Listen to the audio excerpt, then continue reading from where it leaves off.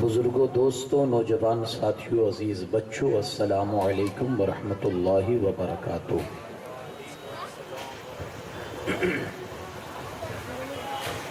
الحمد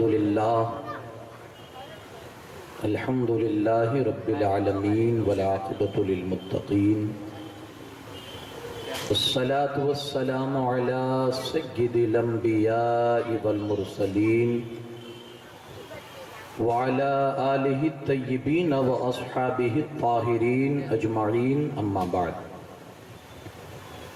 فاعوذ باللہ من الشیطان الرجیم، بسم اللہ الرحمن الرحیم۔ لقد من اللہ علی المؤمنین اذ بعث فیہم رسولا، صدق اللہ العظیم، وبلغنا رسوله النبي الأمين الكريم، ونحن على ذلك لمن الشاهدين والشاكرين، والحمد لله رب العالمين۔ آئیے سب سے پہلے انتہائی عقیدت اور احترام کے ساتھ اپنی اور ساری کائنات کے مرکز عقیدت،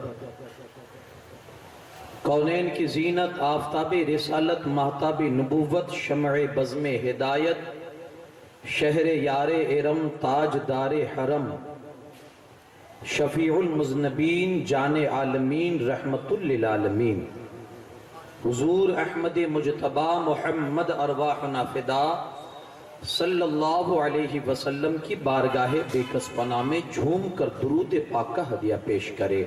اللہم صلی علی سیدنا شفیعنا نبینا مولانا محمد کما تحب و ترضا بان تصلی علیہ، صلاة و سلام علیک یا رسول اللہ صلی اللہ تعالی علیہ وسلم۔ آقا دو جہاں صلی اللہ تعالی علیہ وسلم کا ارشاد عالی شان ہے، بندہ جب کوئی چیز لکھتا ہے اور اس میں میرا نام اس نے لکھا اور میرے نام کے ساتھ اس نے درود پاک لکھا، ایک حدیث تو وہ ہے کہ جب بھی آپ کے سامنے سرکار پاک صلی اللہ علیہ وسلم کا تذکرہ ہو تو آپ درود پڑھیے، جہاں حضور کا نام آئے اور درود نہ آئے تو وہ بخیل ہے۔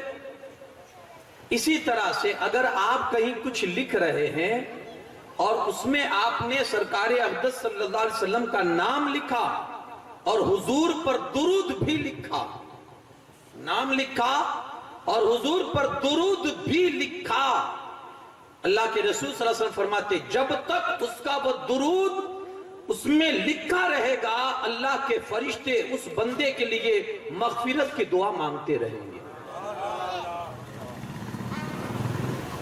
کبھی یہ بھی کرے آپ کہ سرکار اقدس صلی اللہ علیہ وسلم کا نام لکھ کر حضور کے نام کے ساتھ درود بھی لکھ دیا کرے، آپ کو کچھ کام نہ بھی ہو تب بھی لکھ دیا کرے کہ جب تک وہ لکھا رہے گا فرشتے آپ کے لیے مغفرت کی دعا کرتے رہیں گے۔ تو جی لگا کر ایک بار اور درود پاک پڑھ دیجئے، اللہ رب محمد صلی اللہ علیہ وسلم نحن عباد محمد صلی اللہ علیہ وسلم دائما ابدا ابدا۔ اعلیٰ حضرت عظیم البرکت مجدد دین و ملت شاہ امام محمد رضا خان فاضل بریلوی علیہ رحمت و رضوان آقا کی بارگاہ میں حضور کی آمد کا تذکرہ کرتے ہوئے یوں عرض کرتے ہیں کہ صبح طیبہ میں ہوئی بٹھتا ہے باڑا نور کا، صبح طیبہ میں ہوئی بٹھتا ہے باڑا نور کا، صدقہ لینے نور کا آیا ہے تارا نور کا۔ میں گدا تو بادشاہ بھر دے پیالہ نور کا، میں گدا تو بادشاہ بھر دے پیالہ نور کا، نور دن دونا تیرا دے ڈال صدقہ نور کا، نور دن دونا تیرا دے ڈال صدقہ نور کا، تاج والے دیکھ کر تیرا امامہ نور کا، تاج والے دیکھ کر تیرا امامہ نور کا، سر جھکاتے ہیں الہی بول بالا نور کا۔ تاج والے دیکھ کر شمع دل مشتاق تن سینہ زجاجہ نور کا، شمع دل مشتاق تن سینہ زجاجہ نور کا، تیری صورت کے لیے آیا ہے سورہ نور کا، تیری صورت کے لیے آیا ہے سورہ نور کا، ناریوں کا دور تھا دل جل رہا تھا نور کا، ناریوں کا دور تھا دل جل رہا تھا نور کا، تم کو دیکھا ہو گیا ٹھنڈا کلیجہ نور کا، تم کو دیکھا ہو گیا ٹھنڈا کلیجہ نور کا، تو ہے سایہ نور کا ہر عزم ٹکڑا نور کا، تو ہے سایہ نور کا ہر عزم ٹکڑا نور کا، سائے کا سایہ نہ ہوتا ہے نہ سایہ نور کا، سائے کا سایہ نہ ہوتا ہے نہ سایہ نور کا، اور تیری نسل پاک میں ہے بچہ بچہ نور کا، تیری نسل پاک میں ہے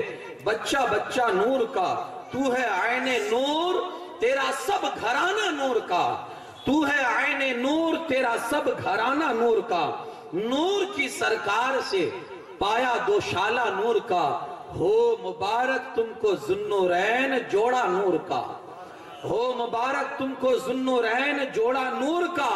اور آگے حضور کی طاقت بیان کرتے ہوئے عرض کرتے ہیں، چاند جھک جاتا جدھر انگلی اٹھاتے مہد میں، چاند جھک جاتا جدھر انگلی اٹھاتے مہد میں، کیا ہی چلتا تھا اشاروں پر کھلونا نور کا، کیا ہی چلتا تھا اشاروں پر کھلونا نور کا، کاف گیسو ہا دہن یا ابرو آنکھ عین صاد، کاف گیسو ہا دہن یا ابرو آنکھ عین صاد، کاف ہا یا عین صاد ہے چہرہ نور کا، کاف ہا یا عین صاد آپ کا چہرہ ہے نور کا، اے رضا یہ احمد نوری کا فیض نور ہے، ہو گئی میری غزل پڑھ کر قصیدہ نور کا، صبح طیبہ میں ہوئی بٹتا ہے باڑا نور کا، صدقہ لینے نور کا آیا ہے تارا نور کا۔ جی لگا کر ایک بار پورا مجمع پھر سے پڑھے، اللہ رب محمد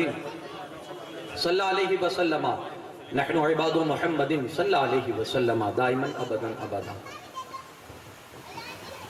بڑی پیاری مبارک رات ہے، جس رات میں ہم اور آپ رسول پاک صلی اللہ علیہ وسلم کا ذکر اور حضور کا میلاد منا لیکن یہ جمع ہوئے ہیں، ہماری اور آپ کی آخری رات میلاد پاک کی۔ انشاءاللہ اپنے نبی کی شان بیان کریں گے۔ دیکھیے میرا پہلے سے ہی اصول ہے اور میں بہت زیادہ وقت نہیں لیتا، لیکن آج بڑی رات ہے تو کچھ آگے پیچھے ہوگا تو آپ تھوڑا سا برداشت مجھے کریں گے، اور تھوڑا آج اپنی عشق کا اور محبت کا کچھ میں آپ سے وہ بھی چاہوں گا گاہے بگاہے، کہ آپ آج کچھ بولیں گے، کیونکہ آج بولنے کی باری ہے۔ ساری دنیا کی بولتی جس رسول نے آ کر وہ بری بولتی بند کی تھی، تو آج ان کے نغمات سے ہم کو پھر سے دنیا کو وہی سر یاد دلا دینا ہے جو صحابہ پڑھتے تھے، طلع البدر علینا من ثنیات الوداع وجب الشکر علینا ما دعا للہ دا۔ تو یہ مبارک گھڑی ہے رسول پاک صلی اللہ علیہ وسلم کی ولادت کی، آج یہ شب ہے۔ انشاءاللہ حضور کی ولادت کے حوالے سے کچھ تذکرے کریں گے۔ ہمارے یہاں جب کوئی فنکشن ہوتا ہے، کوئی پروگرام ہوتا ہے، مولانا بڑی دور سے ہم بلاتے ہیں، اور جب جلسہ کامیاب ہو جاتا ہے نا تو کئی دنوں تک اس کی بات ہمارے معاشرے میں سوسائٹی میں رہتی ہے، یا اس کا جلسہ بڑا سکسیس گیا، مولانا بڑے زوردار انداز میں تقریر کر رہے، تو وہ لہجہ یاد رہتا ہے کچھ دنوں تک۔ کوئی نعت شریف پڑھنے والا آیا تو اس نے اپنی نعت کے انداز میں اس طرح سے نعتیں پڑھی کہ پھر وہ لہجہ آپ کو چند دنوں تک یاد رہتا ہے کہ یار بڑا سکسیسفل وہ جلسہ تھا، بڑا کامیاب جلسہ رہا تھا، وہ فلانے سے آئے تھے اور انہوں نے جو نعت پڑھی تھی، ان کا جو انداز تھا، تو وہ آپ کو یاد رہتا ہے، وہ سرور، وہ کیف جو اس وقت آپ کو ملا تھا یاد رہتا ہے۔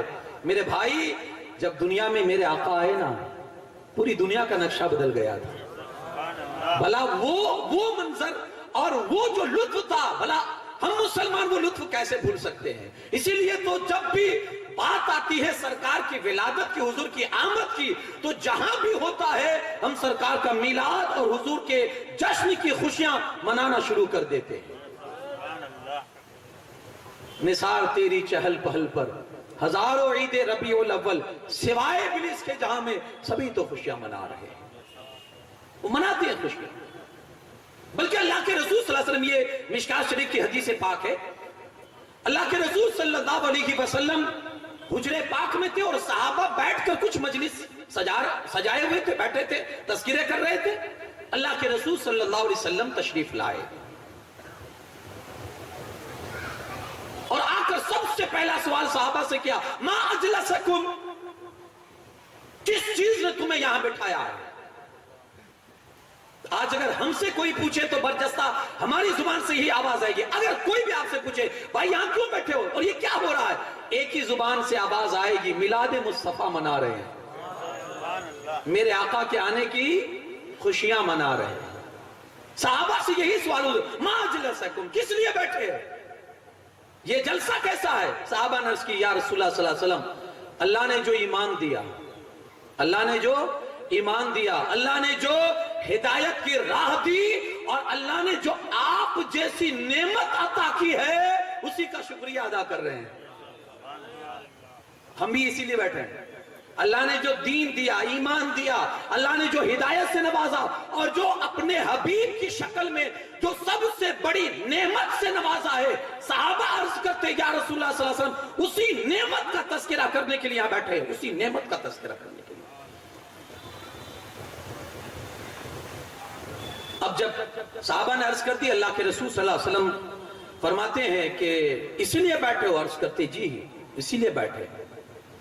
तो कहा, कसम खा सकते हो इस पर? इतनी बड़ी कोई अहम बात थी कि हुजूर को कसम खिलानी पड़ी?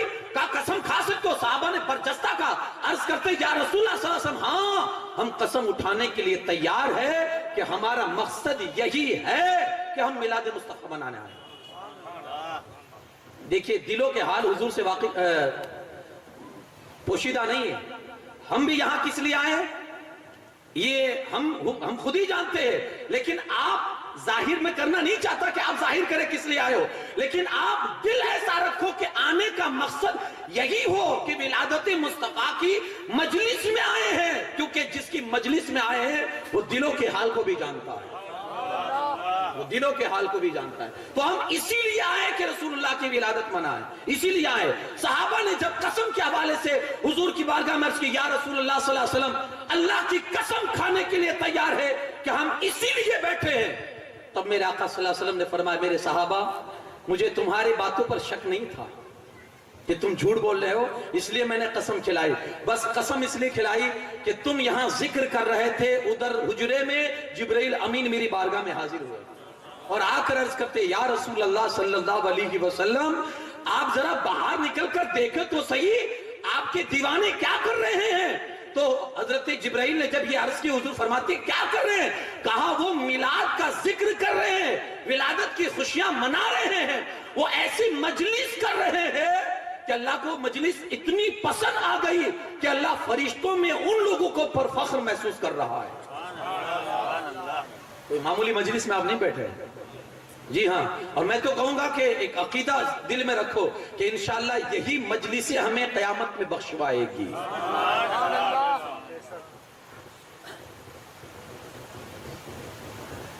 हुजूर अलैहिस्सलाम बाहर निकले, सहाबा से ये अर्ज किया तो सहाबा ने यही कहा कि हुजूर बस इसीलिए बैठे। तो हुजूर ने कहा, अभी जिब्रील आए और मुझे उन्होंने ये बताया कि अल्लाह फरिश्तों में फख्र कर रहा है तुम्हारी मजलिसों पर। वो कहे, या रसूलुल्लाह सल्लल्लाहु अलैहि वसल्लम, बस हम तो इसीलिए आए हैं कि बस आपका जिक्र खैर करें, आपका जिक्र करें, बस इसीलिए बैठे हैं। मैं आपसे पूछना चाहता हूं, सदियों पहले हमारे नबी सल्लल्लाहु अलैहि वसल्लम तशरीफ लाए थे, है ना, सदियों पहले, लेकिन माहौल की ताजगी ऐसा बताती है कि जैसे अभी कल ही कोई गुजर के गया है। जमीन से आसमां, आसमां से लामका तक है, कहां खोले थे गैसू यार ने खुशबू कहां तक है ना, ऐसा माहौल लग रहा है। आका करीम सल्लल्लाहु अलैहि वसल्लम की विलादत का ये नूर ये मौका है जिसमें हम और आप अपनी सादतें गुजार रहे हैं, सादतें गुजार रहे हैं। आज अगर कोई ये कहे कि आप दीवाने हो यार, हुजूर तो सदियों पहले आए थे, जिस दिन हुजूर आए उस दिन रहमतें नाजिल हुई, آپ ہر سال کیوں مناتے ہو؟ کیا ہر سال رحمتیں برستی ہیں؟ آپ خوشی کا موقع اور ولادت کی خوشیاں ہر سال کیوں مناتے ہو؟ کوئی یہ آپ سے کہہ سکتا ہے جس کو ولادت کی خوشی کھٹکتی ہوگی؟ اور کس کو کھٹکتی ہے؟ سوائے ابلیس کے جہاں میں سبھی تو خوشیاں منا رہے ہیں۔ کوئی یہ کہہ سکتا آپ ہر سال کیوں مناتے ہو؟ تو جانتے ہو اس کا جواب کیا ہوگا؟ اس سے کہو قرآن تو ایک ہی بار اترا ہے نا، اِنَّا أَنزَلْنَاهُ فِي لَيْلَةِ الْقَدْرِ، اللہ فرماتا ہے شب قدر میں ہم نے اتارا۔ وہ رات کون سی تھی؟ لیلۃ القدر خیر من الف شہر، ہزاروں راتوں سے بہتر وہ رات۔ تنزل الملائکۃ والروح، اللہ کی رحمتیں اترتی ہے اس رات جس رات اللہ نے قرآن پاک کا نزول فرمایا۔ کب تک؟ صبح 7 طلوع فجر تک اللہ کی رحمتوں کا نزول ہوتا ہے۔ یہ قرآن کا مجاز ہے، یہ قرآن کہتا ہے کہ قرآن اترا تھا برسوں پہلے، صدیوں پہلے۔ وہ رات اللہ فرماتا ہے کہ جب جب آتی ہے اللہ کی رحمتیں برسنا شروع ہو جاتی ہے۔ تو ہم ان سے کہیں گے یا قرآن تو ایک بار اترا ہے، جب جب سال میں ریپیٹ ہو کر وہ رات آتی ہے تو رحمت خداوندی برسنا شروع کیوں ہو جاتی ہے؟ ارے نادان سن، میرے آقا صدیوں پہلے اگرچہ آئے ہیں لیکن ولادت کی رات جب جب آتی ہے رحمت نے اپنا دستور بنا لیا ہے کہ یہ رات جب جب آتی ہے رحمت خداوندی برسنا شروع ہو جاتی ہے۔ جب جب یہ رات آتی ہے چماچم رحمت خداوندی شروع ہو جاتی ہے۔ کوئی کیا سمجھ سکتا ہے میرے آقا کیا ہے، حقیقت مصطفیٰ کیا ہے؟ کوئی بیان کر ہی نہیں سکتا ہے۔ قرآن میں اللہ فرماتا ہے وَالضُّحَىٰ وَاللَّيْلِ إِذَا سَجَىٰ، قسم ہے مجھے چاشت کے وقت کی، قسم ہے مجھے اس رات کی کہ جب اس میں جب وہ چھا جائے، وہ رات کی قسم جب وہ چھا جائے۔ امام جعفر صادق رضی اللہ تعالیٰ عنہ سے کسی نے پوچھا حضور ان دونوں آیتوں کی تشریح کیا ہے، تفسیر کیا ہے کہ وَالضُّحَىٰ وَاللَّيْلِ إِذَا سَجَىٰ، چاشت کے وقت کی قسم، رات کے جب وہ چھا جائے اس کی قسم۔ امام جعفر صادق فرماتے ہیں سنو سنو، وَالضُّحَىٰ سے مراد میرے آقا کی ولادت ہے۔ چاشت کا وَالضُّحَىٰ سے مراد میرے آقا کی ولادت ہے، اور واللیل سے مراد وہ رات جس رات میرے آقا معراج میں گئے۔ گویا اللہ قسم یاد فرماتا ہے محبوب تیرے آنے کی قسم اور تیرے جانے کی قسم۔ اور اس حقیقت کو کیا کوئی سمجھ سکتا ہے؟ میرے آقا ہے۔ جب جب ولادت کا موقع آتا ہے رحمت خداوندی برسنا شروع ہو جاتی ہے۔ ایک مرتبہ حضرت ابوبکر سے حضور علیہ السلام فرماتے ابوبکر تم ہر دم میرے ساتھ رہے ہو نا، سفر حضر میں بہت قریب سے تم نے مجھے دیکھا ہے، لیکن یہ دعویٰ کبھی مت کرنا کہ تم نے مجھے پہچان لیا ہے۔ یا ابا بکر لم یعلمنی حقیقتا غیر ربی، میری حقیقت کو میرے خدا کے سوا کوئی نہیں جانتا۔ کیا ہے محمد، کیا ہے محمد، سر وحدت ہے، رمز ان کی کوئی کیا جانے، شریعت میں تو بندہ ہے، حقیقت میں خدا جانے، شریعت میں تو بندہ ہے۔ ایک بزرگ حضرت ابو الحسن عراقی، وہ کہتے ہیں ایک مرتبہ میری روح نے پرواز کیا، روحیں پرواز بھی کرتی ہے، میری روح نے پرواز کیا، کہاں تک گئی؟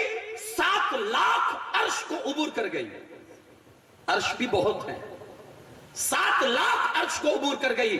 کہتے میری روح کس لیے گئی تھی؟ جیسے ہی میں عرش پر پہنچا میں نے 7 لاکھ عرش عبور کیے، آواز آئی اللہ رب العزت کی طرف سے ابو الحسن کدھر آئے ہو، ابو الحسن کدھر آئے ہو؟ حضرت ابو الحسن عراقی کہتے ہیں کہ مولا تیرا حبیب جب معراج میں آیا تھا نا، معراج کی رات، تو تیرے حبیب کے قدم پاک کس عرش پر پڑے تھے؟ اس عرش کے اوپر پڑنے والے نقش قدم کو ڈھونڈنے آیا ہوں۔ تیرا حبیب جب معراج میں آیا تھا تو اس کا نقش قدم کس عرش پہ جا کے رکا تھا، مولا اسی عرش کو دیکھنے آیا ہوں۔ آواز آئی ابو الحسن پلٹ جا، ابو الحسن لوٹ جا، کروڑوں سال کا سفر بھی طے کر لے گا پھر بھی پتہ نہیں کر سکتا ہے کہ میرے حبیب کا قدم کس عرش پہ پڑا تھا. ارے جس حبیب کے قدم کا یہ حال ہے اس حبیب کے سر مقدس کا حال کیا ہوگا؟ کوئی کیا کہہ سکتا ہے, کوئی کیسے اندازہ لگا سکتا ہے اس شخصیت کے حوالے سے حضور کیا ہے, حضور کی عظمتیں کیا ہے, حضور کا مقام کیا ہے, حضور کی صفتیں کیا ہے. اسی آقا کی بارگاہ میں خراج عقیدت کے لیے ہم آئے. اللہ نے یہ موقع اور یہ فرصت عطا فرمائی, یہ اس کی کرم نوازی ہے. بس اسی کے شکر میں آج ہم اور آپ جمع ہوئے ہیں. کوئی کہتا رہے کائنات کو جس کے حسن کی وجہ سے حسن ملا ہے, اسی حسن والے آقا کا میلاد منانے کے لیے ہم بیٹھے ہیں. میرے آقا صلی اللہ تعالی علیہ وسلم جس شب تشریف لائے, آپ اندازہ لگائیں کہ وہ شب کیسی شب رہی ہوگی. قرآن ہمیں خوشی منانے کا خود حکم دیتا ہے. قل بذالک قل بفضل اللہ وبرحمتہ فبذالک فلیفرحوا ھو خیر مما یجمعون. اللہ فرماتا ہے حبیب آپ فرما دیجئے کہ جب تمہارے پاس اللہ کی کوئی رحمت آئے نا تو اس کی رحمت پر اللہ کا شکر ادا کرو اور خوشی مناؤ. اس کی رحمت پر شکر ادا کرو اور خوشی مناؤ. ہوا خیر مما یجمعون. اللہ فرماتا ہے تم نے جتنا مال جمع کیا ہے نا وہ مال سے زیادہ ہے ولادت کی خوشیاں منانا. یعنی اب آپ کو اس میں کنجوسی سے کام نہیں لینا, وہ جو میلاد ہے نا آقا کا اس کو منانا ہے. ایک بزرگ تھے حضرت تمیم داری, انہوں نے شام سے کچھ لائٹیں منگوائی تھی, اس زمانے میں دیے منگوائے تھے, اور مسجد نبوی کو انہوں نے سنوارا, پوری مسجد میں لائٹنگ کی انہوں نے. اس زمانے کے حساب سے دیے وغیرہ چراغ وغیرہ روشن کیے. جب رات ہوئی تو چراغ روشن کیے تو پوری مسجد نبوی شریف منور ہو گئی. سرکار اقدس صلی اللہ علیہ وسلم جب ولادت کی رات حضور مسجد نبوی شریف میں تشریف لائے اور جب مسجد نبی کو پر نور دیکھا, منور دیکھا, کہا کس نے یہ کیا؟ سامنے آ کر عرض کرتے یا رسول اللہ صلی اللہ علیہ وسلم یہ کام میں نے کیا ہے. حضور کے دل سے دعا نکلتی ہے, تمیم جیسے تو نے اللہ کے گھر کو سجایا اور منور کیا ہے, اللہ تیری دین اور دنیا دونوں کو منور کر دے. یار اس لیے گھر کو سجاتے ہیں, یار اس لیے مسجدوں کو سجاتے ہیں کہ حضور کی دعا میں شمولیت ہو جائے, حضور کی دعاؤں کا حصہ مل جائے, کہ کم سے کم ہمارے دل تو جگمگا جائیں. تو یہ اللہ خوشی. دیکھیے انسان کی زندگی میں خوشی بھی آتی ہے, غم بھی آتی ہے. اسلام ایسا دین مکمل ہے کہ جس نے اپنے ماننے والے کو کہیں تنہا نہیں چھوڑا. آپ کی زندگی میں خوشی آئے گی, آپ کو خوشی کس طرح سے سیلیبریٹ کرنی ہے. آپ کی زندگی میں غم آئیں گے, آپ کو غم کس طرح سے گزارنے اور غم میں کیسے رہنا, ساری چیزیں اسلام نے بتا دی ہے. حال یہ ہمارا کہ جب خوشی آتی ہے نا, جب خوشی آتی ہے تو اللہ کو بھول جاتے ہیں, غم آتے ہیں اللہ کو بھول جاتے ہیں, خوشی آتی ہے تو بھول جاتے ہیں. یہ حال ہے. غم آیا اللہ کو بھولے, خوشی آئی بھول گئے. اب اسلام کا نظریہ دیکھو کہ کس انداز سے آپ کو خوشی منانی اور کس انداز سے آپ کو غم منانے. خوشیاں دو طرح کی ہوتی ہیں, ایک فخر والی خوشی اور ایک شکر والی خوشی. فخر والی جو خوشی ہوتی ہے نا, فخر والی, اس میں آدمی کی نظر اپنے نفس پر ہوتی ہے, وہ جرم کرتا ہے, وہ گناہ کرتا ہے, وہ تکبر میں مبتلا ہو جاتا ہے. کیونکہ فخر جو ہے تو فخر والی خوشی میں تکبر آتا ہے, گناہ ہوتے ہیں, اللہ کی ناراضگی مول لیتا ہے انسان. اور شکر کی خوشی جب آتی ہے نا تو اللہ کی حمد بیان کرتا ہے, نعتیں گنگناتا ہے, عبادت کرتا ہے. اب ہم دیکھیں کہ جب نبی کا ذکر آتا ہے تو ہم کون سی خوشی مناتے ہیں. میرے بھائی یہ ایسی خوشی ہے نا کہ کوئی آپ کی زندگی میں بہت سی خوشیاں آتی ہوگی. بیٹا پیدا ہوا تو آپ خوشیاں مناتے ہیں, لوگوں کو مٹھائیاں بانٹتے ہیں, اس کے نام کا عقیقہ کرتے ہیں, آپ لوگوں کو گوشت تقسیم کرتے ہیں, خوشی ہے. آپ کے گھر شادی ہوئی بیٹے کی, آپ ولیمہ کر کے لوگوں کو انوائٹ کرتے ہیں, دعوتیں دیتے ہیں, لوگوں کو کھانا کھلاتے ہیں, آپ کی خوشی ہے. کچھ خوشیاں ایسی ہوتی ہے جو ایک آدمی تک محدود ہوتی ہے, ایک آدمی تک. کچھ خوشیاں ایسی ہوتی ہے جو آدمی اکیلے سیلیبریٹ کرتا ہے, اکیلے مناتا ہے. جیسے آدمی بیمار تھا, شفا مل گئی، آدمی خود خوش ہو جاتا ہے. بیٹے کی شادی ہو گئی، آدمی خوش ہو گیا. ولادت ہوئی، آدمی خوش ہوا.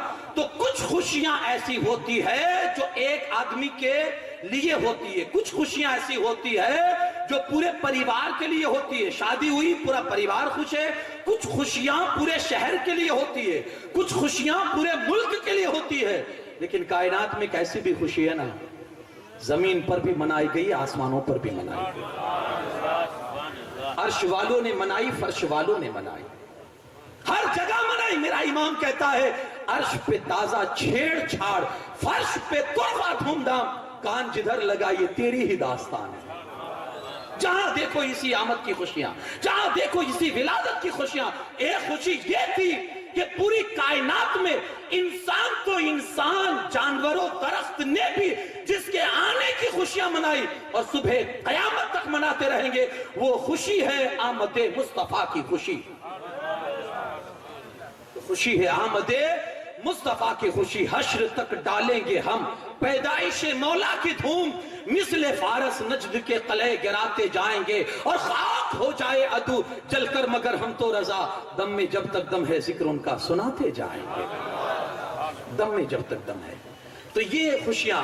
اچھا یہاں ایک بات اور بھی عرض کرو، خوشیاں کچھ لیمیٹڈ ہوتی ہے، ایک دن کی، ایک مہینے کے لیے، ایک سال کے لیے، کچھ سالوں کے لیے، پھر وہ خوشیاں ختم ہو جاتی ہیں. آپ کے ہاں بیٹا پیدا ہوا تو چند دن آپ کو خوشیاں رہے گی. آپ کو کوئی کسی دن آپ کو کوئی آپ کی پسندیدہ چیز مل گئی تو وہ آپ کی چند لمحوں کے لیے خوشی رہے گی. آپ کے بیٹے کی شادی ہوئی تو چند دنوں تک آپ کے گھر میں خوشی کا ماحول رہے گا. لیکن یہ خوشیاں لیمیٹڈ. ایک خوشی وہ بھی ہے کہ جب سے اللہ نے دنیا بنائی ہے نا، تب سے وہ خوشی منائی جا رہی ہے اور صبح قیامت تک، بلکہ قیامت میں بھی جس کی آمد کے اور جس کی عظمتوں کے ڈنکے بجتے رہیں گے، وہ عظمتوں والا آقا ہے ہمارا تمہارا نبی. عظمتوں والا آقا ہے ہمارا اور تمہارا نبی. فقط اتنا سبب ہے انعقاد بزم محشر کا کہ ان کی شان محبوبی دکھائی جانے والی ہے. ہمیشہ منائی گئی اور ہمیشہ. بلکہ میں یہ عرض کروں، آدم سے لے کر ایدم جتنے نبی آئے نا، سب نے اس نبی کے آنے کی بشارتیں سنائی، خوشخبریاں سنائی. سب نے جو بھی آئے، انہوں نے حضرت ابراہیم علیہ السلام نے دعا کی، ربنا وبعث فیہم رسولا، اے اللہ جس رسول کا تو نے وعدہ کیا ہے کہ آخری زمانے میں آئے گا، مولا میری اولاد میں دے دینا، مولا میری اولاد میں دے دینا.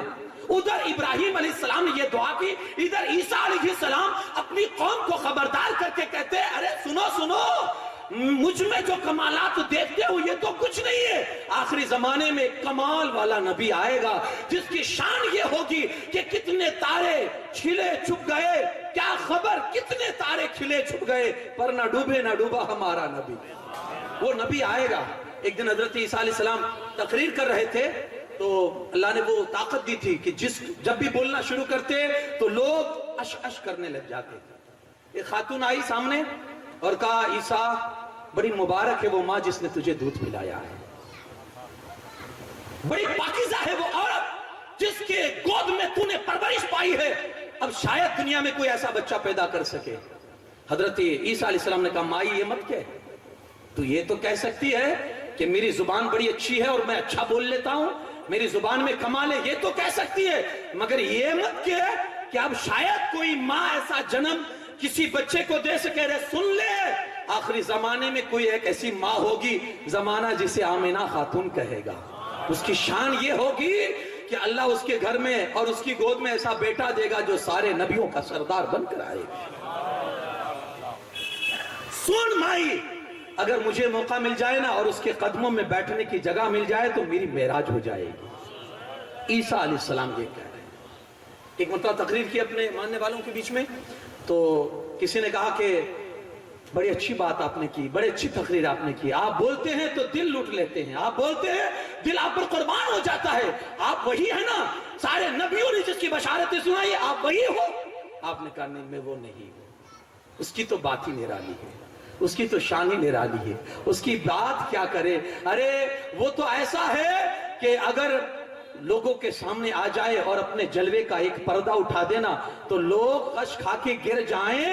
اس کا حسن ایسا ہے کہ حسن یوسف دم عیسیٰ ید بیدہ داری آنچ خوبہ ہما دارن تو تنہا داری. چاہے حسن یوسف ہو یا عیسیٰ کا دم ہو یا موسیٰ کا عصا ہو، موسیٰ کا ید بیدہ ہو، کچھ بھی ہو، یہ سب کچھ اگر کسی ذات میں یکجا طور پہ نظر آئے گا تو وہ ذات مصطفیٰ صلی اللہ علیہ وسلم ہے. اب وہ الگ ہی شان والے آقا ہے، وہ میں نہیں ہوں. آدم سے لے کر عیسیٰ تک ہر نبی نے آنے کی بشارتیں سنائی ہے.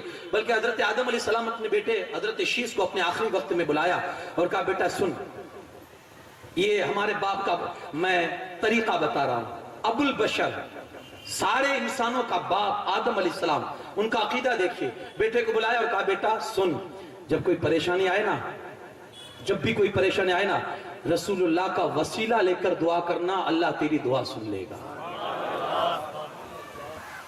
یہ ہمارے باپ کا عقیدہ ہے. اب کوئی آپ کو کیسی بھی پٹی پڑھائے ہے نا، باپ سے بڑھ کر تو نہیں ہوتا نا، کیسی بھی پٹی پڑھائے، یہ ہمارے باپ کا عقیدہ ہے. تو حضرت شیس علیہ السلام نے عرض کی ابا جان اچھا کوئی بھی مسئلہ؟ کہا یہ تو بتائیے آپ نے یہ نام جانا کیسے؟ آپ کہہ رہے ہیں اور آپ کے ساتھ کوئی ایسا ہوا ہے، کوئی ایسا قصہ ہوا ہے کہ آپ اس کے حوالے سے مجھے فرما رہے ہیں؟ حضرت آدم علیہ السلام نے کہا ہاں بیٹا، جب میں نے گیہوں کھا لیا نا اور جنت سے اللہ کا حکم ہوا میں نکلا، میں 300 سال تک روتا رہا. اللہ رب العزت کی طرف سے کوئی جواب نہیں آیا. پھر ایک دن اچانک میری نگاہ عرش کی طرف اٹھی تو میں نے دیکھا عرش کے پائے پر لکھا ہے لا الہ الا اللہ محمد الرسول اللہ صلی اللہ علیہ وسلم. مجھے ہوا کہ یہ نام کوئی خاص ہی ہوگا جس کو اللہ نے اپنے نام کے ساتھ لکھا ہے. میں نے عرض کی مولا یہ کون ہے، یہ کس کا نام ہے؟ اللہ رب العزت فرماتا آدم یہ اس کا نام ہے کہ اگر اس کو پیدا کرنا مقصد نہ ہوتا تو تجھے بھی پیدا نہ کرتا. یہ وہ ہے جو مقصود کائنات ہے، یہ وہ ہے جس کی وجہ سے اللہ نے کائنات کو وجود بخشا ہے، کائنات کو پیدا فرمایا. وہ نہ تھے تو کچھ نہ تھا، وہ جو نہ ہو تو کچھ نہ ہو. ارے جان ہے وہ جہان کی، جان ہے تو جہان ہے. وہ ہے آدم، وہ ہے جان ہے تو جہان ہے. جان سارے جہانوں کی جان ہے، یہ وہ ہے تو دنیا ہے. آدم ان کی شان یہ ہے. تو حضرت آدم سمجھ گئے کہ لگتا ہے یہ بہت قریبی ہے اور اللہ کے بڑے پسندیدہ ہے. تو اب دعا کرتے ہیں وسیلہ لے کر، مولا تو پھر وہ تیرا بڑا حبیب ہے، اب اسی حبیب کو واسطہ دے کر، اس حبیب کا وسیلہ لے کر دعا کرتا ہوں میری خطا میری لغزش کو معاف فرما دے. آدم علیہ السلام کہتے ہیں بیٹا میں نے جب اس ذات کو اللہ کی بارگاہ میں وسیلہ بنایا تو اللہ نے میرے سن لی اور میری دعا کو قبول فرما لیا. بیٹا جب بھی ضرورت پڑے اس نام کا وسیلہ لے کر دعا کر. بلکہ حضرت سلیمان علیہ السلام پوری دنیا پر حکومت تھی آپ کی، تخت پر بیٹھے اور جا رہے تھے، اڑتے ہوئے تخت لے جا رہا تھا آپ کو ہوا میں.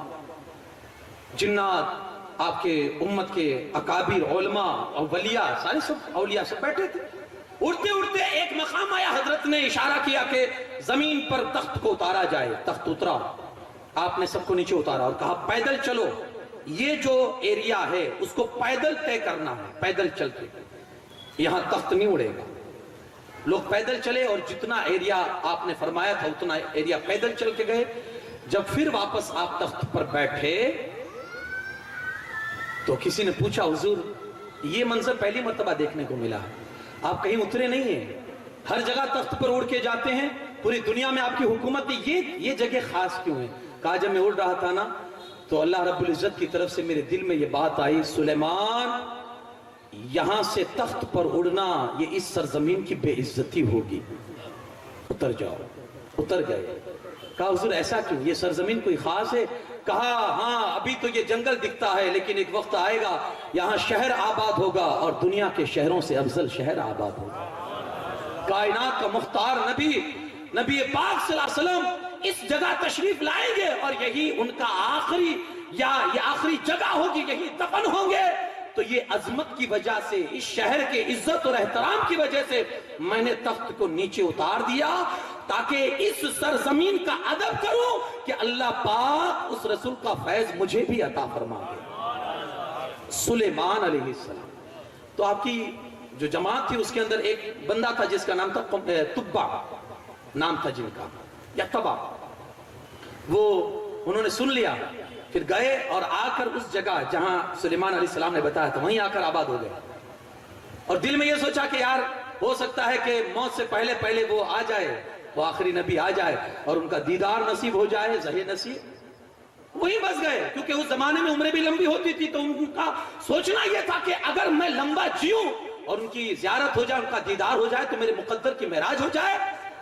اب آپ دیکھیں کہ مکہ المکرمہ جو ہے نا، اس وقت میں لوگ زمزم کا جب وہ چشمہ ظاہر ہوا تھا تو وہاں قوم بنی جرہم آئے تھے اور حضرت اسماعیل کی اجازت سے میں آباد ہو گئے تھے، تو مکہ آباد ہوا بنی جرہم کی وجہ سے، اور مدینہ آباد ہوا قوم تبع کی وجہ سے، کہ جو وہاں اب یہاں آپ دیکھیں کہ مدینے کی بنیاد ہی عشق مصطفیٰ پر ہوئی ہے۔ وہ آئے، دل میں ارادہ کیا تھا کہ حضور کا دیدار ہو جائے، اور اسی ارادے سے وہ وہاں بس گئے۔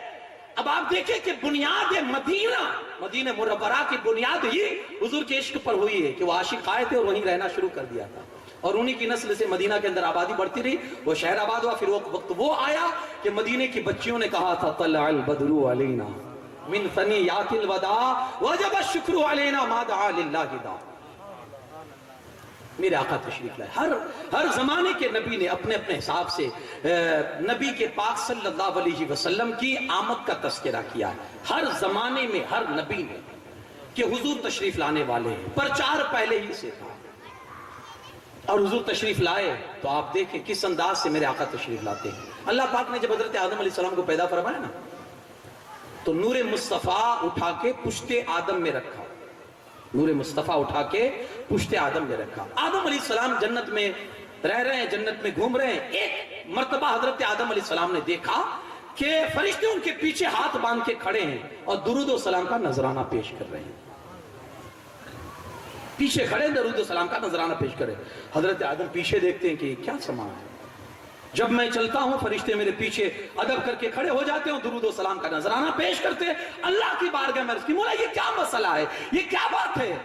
اللہ فرماتا ہے آدم تمہاری عزت میں نہیں، تمہاری پشت انور میں جو نور محمدی ہے نا، اس کے ادب میں اور اس کی تعظیم میں فرشتے صلاۃ و سلام کا نذرانہ پیش کرتے ہیں۔ یار فرشتوں کی سنت ادا کر لینا صبح صادق کے وقت، بال مبارک جو ہمارے سامنے ہوں گے نا، حضور کا زندہ معجزہ ہے۔ کیا ہے حضور کا زندہ معجزہ ہے، اس کو سامنے دیکھنا اور دل ہی دل میں آہستہ انداز میں بے ادبی نہ ہو، آہستہ انداز میں بے ادبی نہ ہو، پھر کہہ رہا ہوں بے ادبی نہ ہو، آوازیں نہ ہو، کیونکہ اتنا یاد رکھیے جہاں ان کے عاشق ان کی مجلسیں سجاتے ہیں تو پھر یہ بھی عقیدہ رکھو کہ حضور تشریف لاتے ہیں۔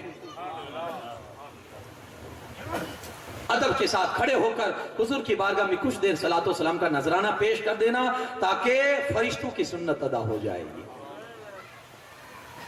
موئے مبارک، اب یہ کیا ہے ہمارے لیے کیا ہے کہ ہم کسی بات کو اتنا سیریس نہیں لیتے۔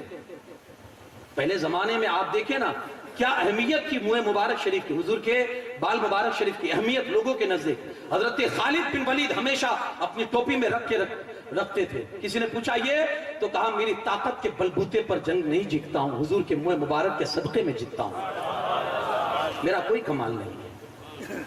اور ایک جنگ ایسا ہوا تھا ٹوپی بھول گئے، جنگ ہار رہے تھے، اندازہ ہوا کہ یار ٹوپی بھول گیا ہوں جس میں بال مبارک شریف تھے، ٹوپی بھول گیا ہوں۔ اس وقت احساس ہو چکا تھا میری کوئی قابلیت نہیں ہے، میری کوئی خوبی نہیں ہے، میری کوئی طاقت نہیں ہے، جہاں جہاں بھی میں نے جنگ کے جوہر دکھائے ہیں طاقت مصطفیٰ کے بال مبارک شریف کی۔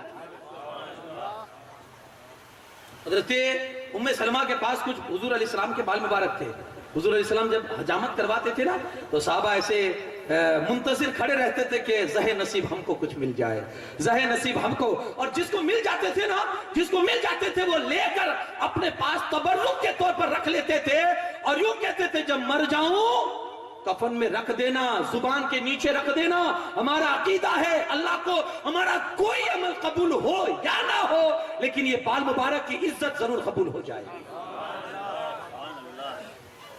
حضرت ام سلمہ کے پاس بال تھے. مدینے میں کوئی بھی جب پریشان ہوتا تھا نا, کوئی بھی بیمار ہوتا تھا نا, تو حضرت ام سلمہ کے پاس ایک کٹورا لے کر پانی کا آتے تھے. حضرت ام سلمہ ان میں منہ مبارک شریف ایسے ڈال کے, ایسے مبارک ڈال کے اس کو نکال لیتی, پانی دے دیتی. اللہ کے فضل و کرم سے وہ پانی بیمار پی لیتا, اللہ شفا عطا فرما دیتا. اور یہ ہم نے کورونا کے کال میں بھی یہ تجربہ کیا ہے. لوگوں کو بال مبارک شریف کا پانی پلا پلا کر الحمدللہ کتنوں نے شفا پائی ہے, کوئی اندازہ بھی نہیں لگا سکتا. یہ تبرکات حضور کے آج بھی ہمارے پاس زندہ معجزے کی شکل میں, لیکن ہمارے لیے ضرورت ہے کہ ہم اس کا ادب اور احترام جس انداز سے, کیونکہ فیض اسی وقت ملتا ہے جب با ادب انسان بن کر سامنے جاتا ہے. لوگ جنگیں جیتے ہیں, تبرکات سامنے رکھیں, لوگ جنگیں جیتے ہیں. تو حضرت آدم علیہ السلام کے حوالے سے میں عرض کر رہا تھا, فرشتوں نے جب عزت کے ساتھ کھڑے ہو کر درود و سلام کا نذرانہ پڑھا تو ان کو حیرت ہوئی. عرض کی مولا یہ کیا ہے؟ کہا نور مصطفیٰ ہے تیری پشت انور میں, فرشتے اس کا دیدار کرتے ہیں اور درود و سلام کا نذرانہ پڑھتے ہیں. اب آدمی پیچھے تو کوئی دیکھ نہیں سکتا ہے. حضرت آدم نے عرض کی مولا میں بھی دیکھنا چاہتا ہوں تیرے حبیب کے نور کو, بولا مجھے بھی دکھا دے, آنکھوں کو ٹھنڈک کرا دے. تو اللہ پاک نے جانتے ہو کیا راستہ فرمایا؟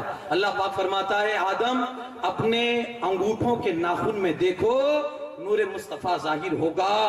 آدم علیہ السلام نے جیسے ہی اپنے انگوٹھوں کے ناخنوں کو دیکھا, نور مصطفیٰ ناخنوں میں چمکا. آدم علیہ السلام نے فرط محبت ان انگوٹھوں کو اپنے ہونٹوں سے لگا کر چوم کی آنکھوں پہ لگا لیا.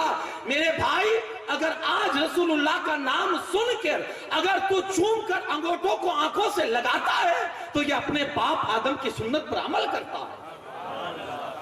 یاد رکھنا, جب جب نام مصطفیٰ آئے گا, جب جب نام مصطفیٰ آئے گا تو انگوٹھوں کو چومے گا. ہمارا تجربہ ہے جتنی مرتبہ چومے گا اللہ تیری آنکھوں کی بینائی اور روشنی کو اور زیادہ فرما دے گا. چومو, اگر آنکھوں کو سلامت رکھنا چاہتے ہو چومو. اب اس میں عشق والوں کے لیے دلیل کی کوئی ضرورت نہیں. کوئی کہے نا کہ اس میں دلیل کیا ہے تو کہنا بغیر دلیل کے ہم رسول اللہ کی عظمتوں کو مانتے ہیں. دلیل بغیر دلیل. آدم علیہ السلام نے اس نور کو دیکھا, چوما, اور پھر ہمیشہ اس نور کی عزت کرتے رہے. اب یہ آدم کی پشت انور سے لے کر منتقل ہوتا ہوتا ہوتا حضرت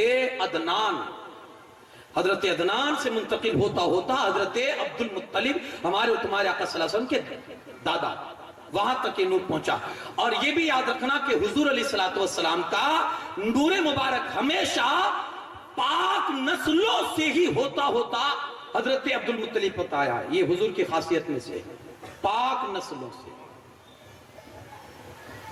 اب آپ کو کوئی کیسا بھی پڑھائے یہ چیز یاد رکھو, پاک نسلوں سے ہوتا ہوتا میرے مصطفیٰ کریم صلی اللہ علیہ وسلم کا نور اقدس ہم تک پہنچا ہے, پاک نسلوں سے.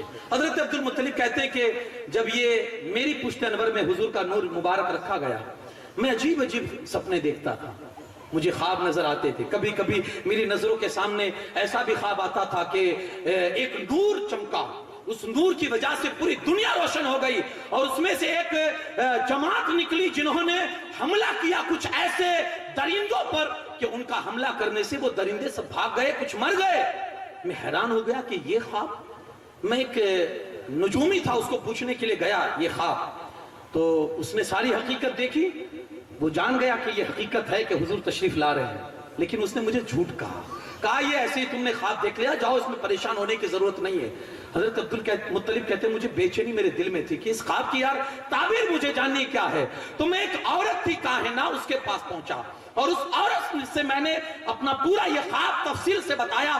عورت اٹھ کھڑی ہوئی اور کہتی ہے اگر تمہارا یہ خواب سچا ہے, ایک بیٹا تمہارے گھر میں جنم لے گا کہ جس کے آتے ہی پورے کائنات کے اندھیرے دور ہو جائیں گے, مٹا دے گا ظلمتوں کو, مٹا دے گا کفر کی تاریکیوں کو, اس کی یہ شان ہوگی. حضرت عبد المطلب کہتے ہیں اسی وقت سے مجھے اندازہ ہو چکا تھا کہ میرے گھر میں یہ بچہ پیدا ہونے والا ہے. آپ نے شادی کی, پہلی عورت جو آپ کی ہوئی وہ چند مہینوں میں انتقال ان کا ہو گیا, کچھ دنوں میں انتقال ہو گیا. پھر آپ نے دوسری عورت سے شادی کی جس کا نام تھا فاطمہ, تو اسی سے حضرت عبداللہ پیدا ہوئے, ہمارے نبی صلی اللہ علیہ وسلم کے والد محترم حضرت عبداللہ. बड़े पाकीज़ा किरदार के थे और अल्लाह ने ऐसा हुस्न दिया था कि जो भी देखता फरिश्ता हो जाता था। पेशानी में चूंकि हजरत अब्दुल मुत्तलिब का जो पास जो नूर था वो मुंतकिल होकर हजरत अब्दुल्ला की पेशानी में आ चुका था। पेशानी इतनी चमकती थी कि मक्का की औरतें फरिश्ता हो जाती थी, फिदा हो जाती। बल्कि एक औरत ने तो ये आकर कह भी दिया कि मैं आपसे शादी करना चाहती हूँ। आपने कहा मैं अपने माँ बाप की मर्जी के बगैर कोई कदम नहीं उठाता हूँ। ये फैसला बड़ा है और हमारे घर का ये रिवाज है कि बड़े फैसले हमेशा बड़े ही किया करते हैं। मेरे नौजवानों सुनो, ये मेरे आका के बाप हजरत अब्दुल्ला की ये सुन्नत है, बड़े फैसले हमेशा बड़े ही किया करते हैं। बहरकैफ हजरत अब्दुल्ला की शादी हुई हजरत आमिना से। वो वाकया भी आपका सुना हुआ है कि जंगल में गए थे और लोगों ने गिरफ्तार कर लिया था। हजरत आमिना के वालिद मोहतरम अब्दुल वहाब भी वहीं थे। तो आपने देखा कि नजारा के गैब से चंद लोग नमूदार हुए और उन्होंने हजरत अब्दुल्ला की मदद की, तो नजरों में चेहरा समा गया। अब उसी हजरत अब्दुल्ला से भी, अब्दुल्ला ही से शादी अपनी बेटी की उन्होंने मुतय्यन की और शादी हो गई। फिर हजरत अब्दुल्ला से वो नूर मुंतकिल होता हुआ हजरत आमिना के शिकम मुबारक में आ गया। हजरत आमिना ये इस तरह से हुजूर अलैहिस्सलाम का नूर मुंतकिल होता होता हजरत आमिना तक आया। अब जब विलादत का वक्त करीब आया ना, हजरत आमिना अर्ज करती है कि पूरी जो ये हमल का जो अय्याम होते, हमल के जो महीने होते का किसी वक्त भी मुझे कोई तकलीफ नहीं हुई। अभी हुजूर अलैहिस्सलाम की विलादत नहीं हुई, अल्लाह के रसूल सल्लल्लाहु अलैहि वसल्लम के वालिद मोहतरम हजरत अब्दुल्ला का इंतकाल हो गया।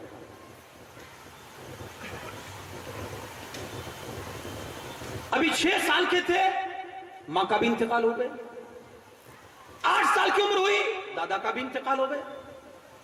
हजरत इमाम जाफर सादिक से किसी ने पूछा कि ये अल्लाह रब्बुल इज्जत ने इतनी कम उम्री ही में अपने हबीब को यतीम कर दिया, दुर्रे यतीम बना दिया। इमाम जाफर सादिक कहते हाँ, उसकी वजह यह है कि अल्लाह की मर्जी यह थी कि मेरे हबीब पर किसी का एहसान नहीं रहना चाहिए, हर किसी पर मेरे हबीब का एहसान रहना चाहिए। इसलिए मां का भी इंतकाल 6 साल की उम्र में, बाप तो आने से पहले ही इंतकाल कर गए, और दादे का भी इंतकाल मुख्तसर सी उम्र ही में हो गया, हुजूर की मुख्तसर सी उम्र में हो गया। कहा इसलिए ताकि किसी का एहसान मेरे हबीब पर ना रहे, पूरी कायनात पर मेरे हबीब का एहसान रहना चाहिए। इसलिए अब ये विलादत का वक्त करीब आया तो हजरत अब्दुल मुत्तलिब कहते हैं कि मैं तो खाने काबा में था और उससे पहले भी कई नजारे मुझे आ चुके थे। बल्कि हजरत आमना कहती है कि हर महीने जितने दिन हमल हुजूर अलैहिस्सलाम का था, मेरे पेट मुबारक में हुजूर थे, हर महीने कोई ना कोई नबी आकर मुझे बशारा सुनाता था, ए आमिना तेरे लिए मुबारक हो, तू दुनिया की वो अजीम औरत है कि अल्लाह ने तुझे अपने हबीब की मां बनाने के लिए चुना है। हर महीने कोई ना कोई आता था। कहा जब डिलीवरी का वक्त आया और विलादत का वक्त आया, हजरत अब्दुल मुत्तलिब कहते मैं खाने काबा में था, तवाफ कर रहा था, इधर वो तन्हा थी क्योंकि सास का भी पहले इंतकाल हो चुका था, शौहर का भी इंतकाल हो चुका है, घर में कोई है नहीं, सास ना ननद कि जो डिलीवरी औरत का वक्त जब डिलीवरी का आता है ना, जन्म पैदाइश बच्चे का, तो उसे जरूरत होती है कि उसके पास चंद औरतें होनी चाहिए। कोई औरत नहीं थी, फिक्र में थी कि अब क्या करूं, कोई औरत भी नहीं है, किसी को मर्द घर में थे, किसी को बुला भी नहीं सकती थी। हजरत अब्दुल मुत्तलिब खाने काबा में थे, परेशान थी कि अचानक चंद औरतें नमूदार होती है कि जिनसे पूरा घर भर जाता है। कहा कौन हो, किस लिए आई हो? हजरत आमिना थोड़ी डर गई, कौन हो, किस लिए आई हो? कहा घबराओ नहीं, मैं आदम अलैहिस्सलाम की बीवी हजरत हव्वा हूं। और दूसरी ने कहा कि मैं फिरौन की बीवी हजरत आसिया हूं, और एक ने कहा मैं ईसा अलैहिस्सलाम की मां मरियम हूं। और ये जो दूसरी औरतें हैं ना, ये दूसरी औरतें ये जन्नत की हूरें हैं। इतना ही नहीं, आमिना जरा बाहर दरवाजा तो खोल के देख, हर तरफ फरिश्तों की जमातों का हुजूम नजर आएगा तुझे। जिस किसी के हाथ में देखो विलादत की खुशी में झंडे हैं, और जिब्राइल अमीन काबे की छत पे झंडा गाड़ कर ये ऐलान कर रहे हैं, लोगों अब खुशियां मनाओ कि सरकार आ रहे हैं, लोगों खुशियां मनाओ کہ اب محبوب آ رہے ہیں، سرکار کی آمد، دلدار کی آمد، محبوب کی آمد، غمخوار کی آمد، غمگسار کی آمد، میرے یار کی آمد، سردار کی آمد، بولو سرکار کی آمد، دلدار کی آمد۔ یہ فرشتوں نے نعرے لگوائے تھے۔ حبیب آ گئے، کعبہ بھی خوشی کے مارے جھوم پڑا، بلکہ حضرت عبد المطلب کہتے کہ میں نے دیکھا، یہ روایت جی ہاں یقین کیجئے، حضرت عبد المطلب کہتے میں نے دیکھا، میں کعبے کا طواف کر رہا تھا، کعبہ میرے گھر کی طرف جھکا، کعبہ میرے گھر کی طرف جھکا۔ میں سمجھ گیا، کیونکہ بہت خواب میں دیکھ چکا تھا، بہت بشارتیں میں سن چکا تھا، مجھے کسی نے آ کر بتایا نہیں، میں سمجھ گیا کہ کچھ نیا ہوا ہے۔ میں اپنے گھر کی طرف آگے بڑھا تو شفا بنت عبداللہ لڑکی میرے دروازے پر کھڑی تھی، مجھے کہتی ہے عبد المطلب پوتا مبارک ہو۔ میں نے اسے کہا بتانے کی ضرورت نہیں ہے، کیونکہ تجھ سے پہلے کعبے کی در و دیوار نے مجھے بتا دیا، تجھ سے پہلے کعبے کی در و دیوار نے مجھے بتا، میرے حبیب آ رہے ہیں۔ ایک نور کا سما بن گیا۔ بتایا جاتا ہے کہ جب حضور پیدا ہوئے نا، جیسے زمین پر آپ کو رکھا گیا نا، تو آپ نے سجدے کی شکل اختیار کر لی۔ وہ نبی جو آئے تو فکر امت میں، رب حبلی امتی، رب سلم امتی، اور جب جا رہے ہیں تو مولا علی کرم اللہ تعالیٰ وجہ الکریم فرماتے ہیں، جب حضور کا وصال ہوا، آپ کو قبر انور میں رکھا گیا، حضور کے ہونٹ مبارک ہل رہے تھے، ہم نے جب کان قریب کر کے سنا، آواز آ رہی تھی مولا میری امت، مولا میری امت، رب حبلی امتی۔ وہ نبی جن کا آنا بھی فکر امت میں ہو اور جانا بھی فکر امت میں ہو، بھلا اس نبی کی ولادت کی خوشی ہم کیوں نہ منائیں؟ حشر تک مناتے رہیں گے، ڈنکے بجاتے رہیں گے، مصطفیٰ کا میلاد مناتے رہیں گے حشر تک۔ تو حضور علیہ السلام کی ولادت ہوئی۔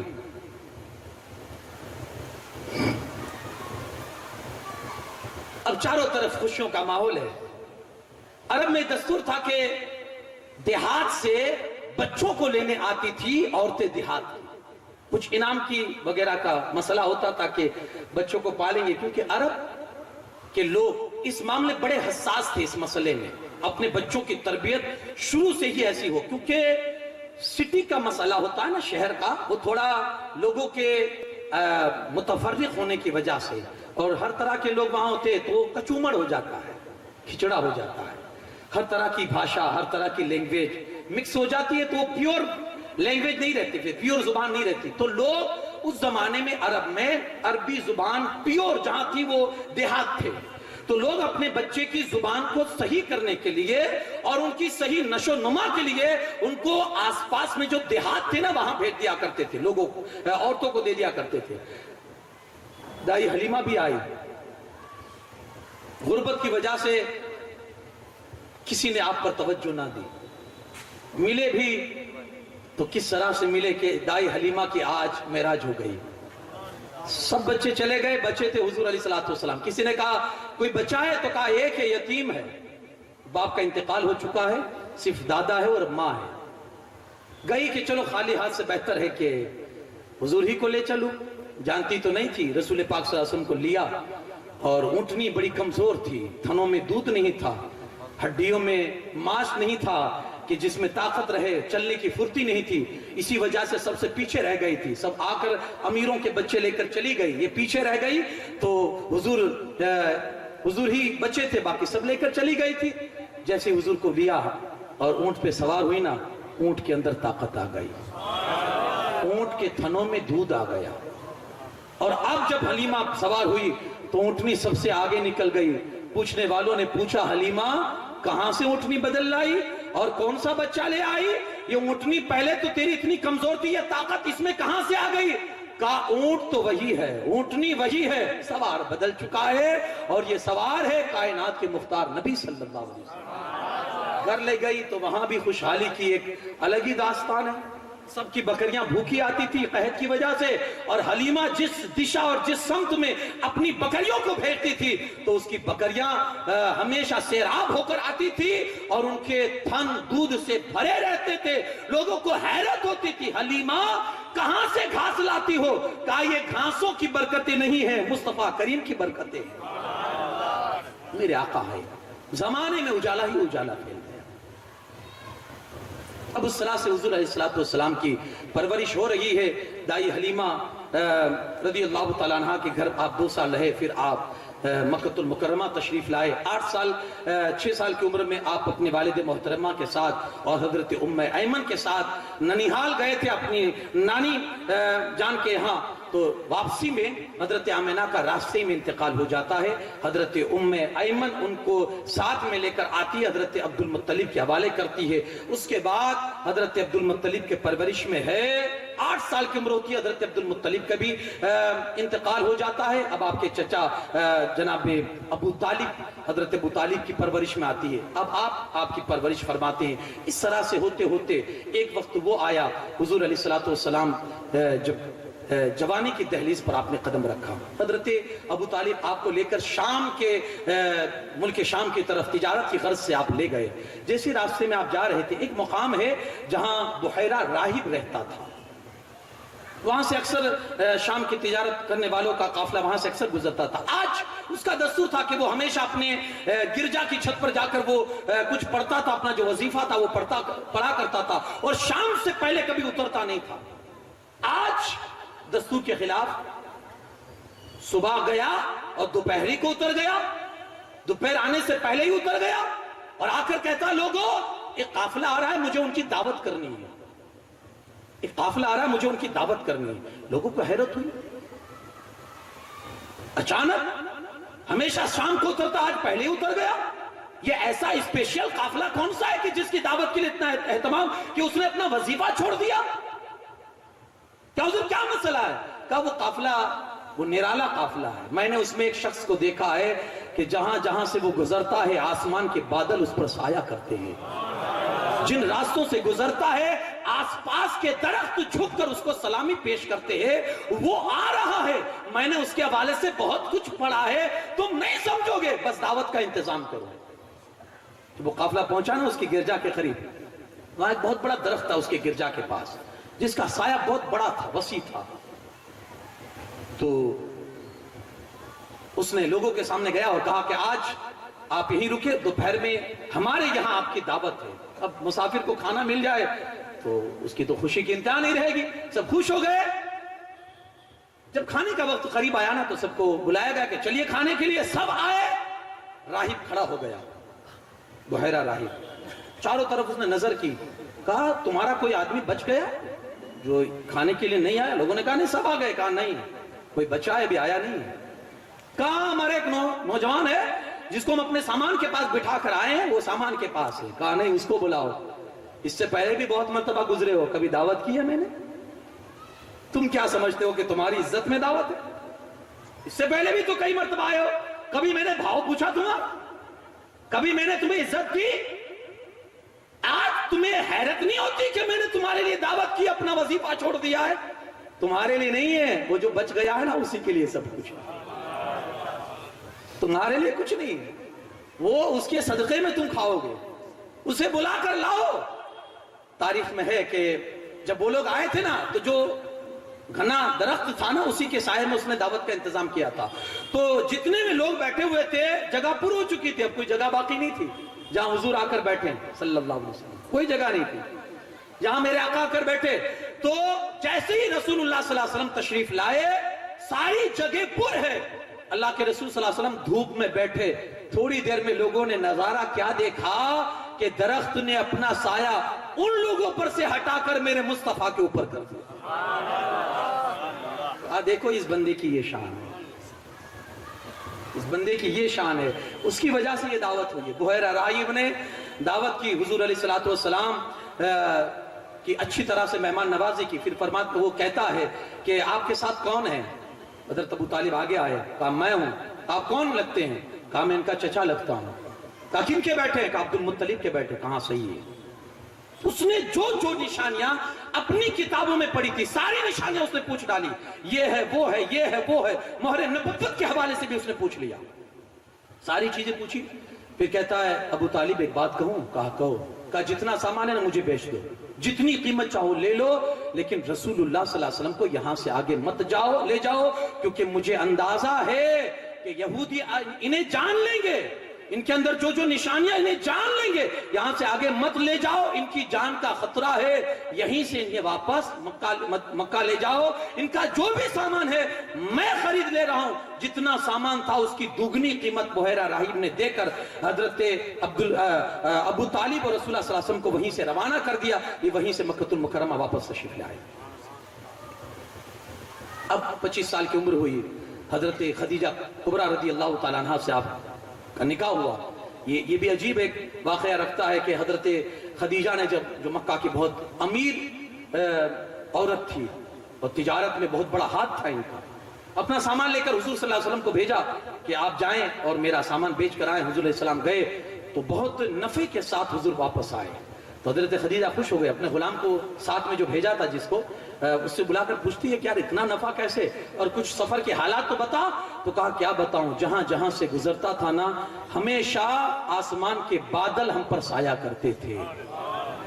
حضور کی جب عظمت سنی نا تو سامنے سے پیغام بھیجا کہ میں آپ سے نکاح کرنا چاہتی ہوں۔ 40 سال کی عمر ہے، بیوہ ہے، دو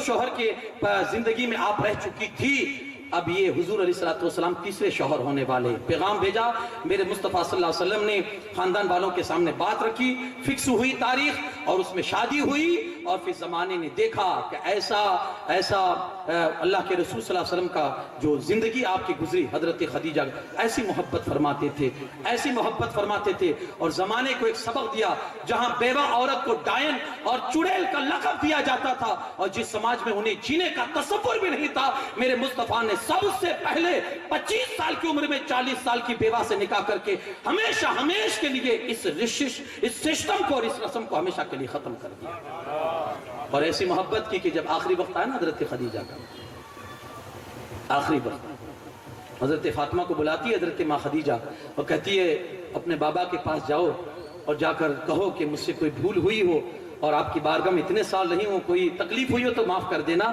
اور میری خواہش یہ ہے کہ میں چاہتی ہوں کہ آپ کی چادر مبارک میرا کفن بنے، آپ کی چادر مبارک۔ اللہ کے رسول صلی اللہ علیہ وسلم کی بارگاہ میں جیسے حضرت فاطمہ آئی نا تو یہ کہا نا تو حضور کی آنکھوں میں آنسو آ گئے۔ اللہ کے رسول صلی اللہ علیہ وسلم فرماتے ہیں فاطمہ اپنی ماں سے جا کر کہو تو نے تو صرف چادر مانگی ہے، اگر محمد صلی اللہ علیہ وسلم کی بدن کی چمڑی بھی مانگ لیتی تو آج وہ بھی میں تجھے دینے کے لیے تیار تھا۔ ایسی محبت، اور انہوں نے بھی حق ادا کر دیا، مسلمان ہوئی، اپنی پوری دولت اسلام کی خاطر قربان کر دی تھی، پوری دولت۔ اللہ کے رسول صلی اللہ علیہ وسلم کی یہ شان، آپ کی ولادت ہوئی، آپ کی شادی ہوئی، اور پھر اعلان نبوت آپ نے فرمایا جب آپ کی عمر 40 برس کی ہوئی، حکم ہوا وَأَنذِرْ عَشِيرَتَكَ الْأَقْرَبِينَ، محبوب اپنے گھر والوں کو ڈرائیے، تو آپ نے لوگوں کی دعوت کی اور کوہ صفا پر سب کو جمع کیا اور سب کو بلانے کے بعد کہا اگر میں یہ کہوں کہ اس پہاڑ کے پیچھے ایک لشکر ہے جو تم پر حملہ آور ہونا چاہتا ہے، بتاؤ میری بات کو تسلیم کرو گے؟ سب نے ایک زبان ہو کر کہا تھا اے محمد رسول اللہ صلی اللہ علیہ وسلم، ہم نے آج تک 40 سال ہو گئے آپ کو جھوٹ بولتا ہوا کبھی نہیں دیکھا، اگر آپ کہتے ہو تو ہم یقین کرتے ہیں کہ پیچھے ہے دشمن اور ہم پر حملہ کرے گا۔ تو پھر حضور فرماتے ہیں تو پھر اسی زبان سے کہتا ہوں قولوا لا الہ الا اللہ تفلحوا، کہو اللہ ایک ہے، اللہ کامیابی کی زندگی عطا فرمائے۔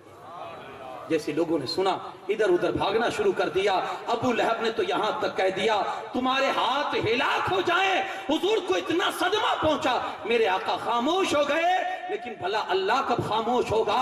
اس کی غیرت کو کیسے گوارا ہوگا کہ کوئی میرے محبوب کی شان میں ایسے جملے کہہ دے؟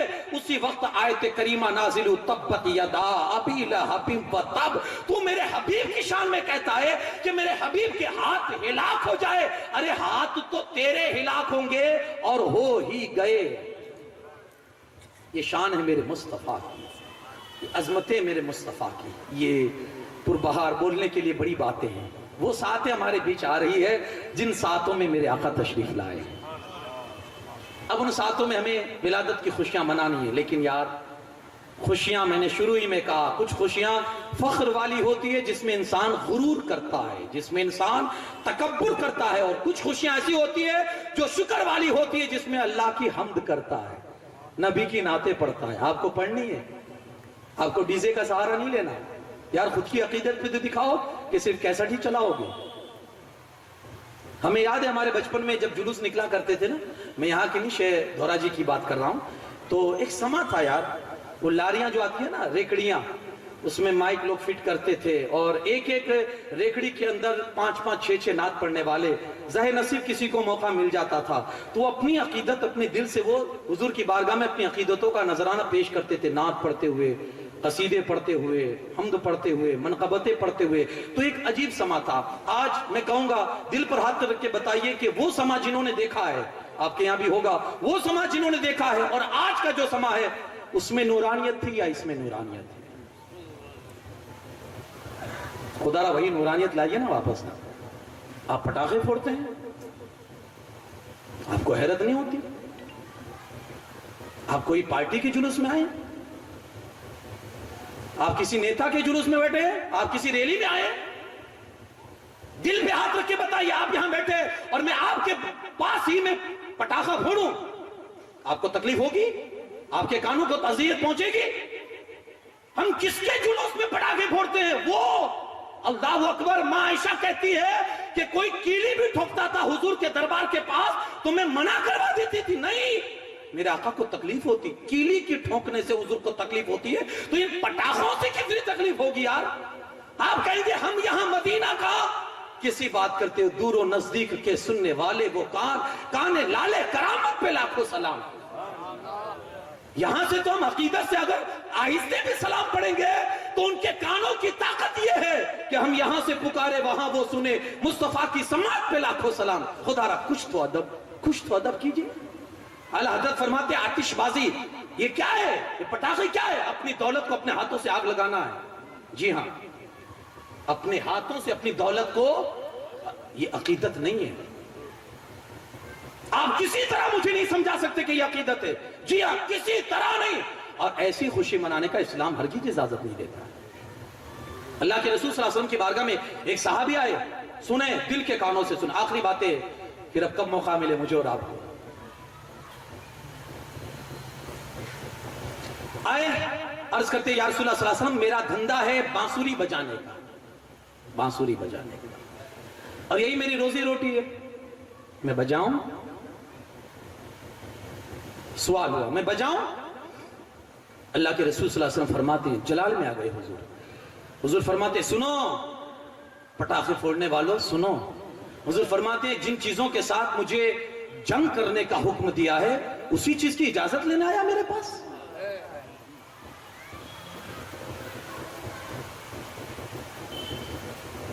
میں آپ سے پوچھنا چاہتا ہوں 12ویں شریف کے موقع پر کتنا درود آپ پڑھتے ہیں؟